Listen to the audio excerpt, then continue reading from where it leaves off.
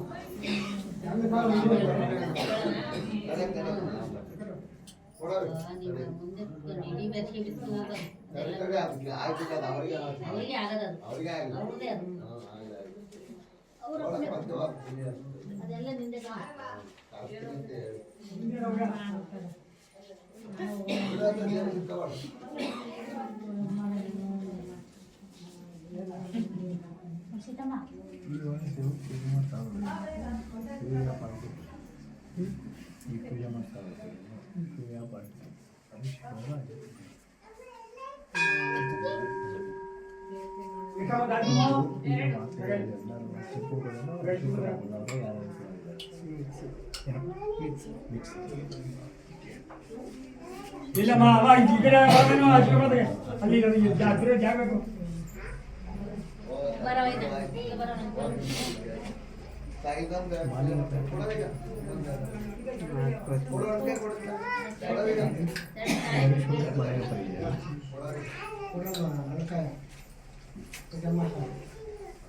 ಕೈ ಪ್ರಸಾದ ತೆಗಿತೀರಾ?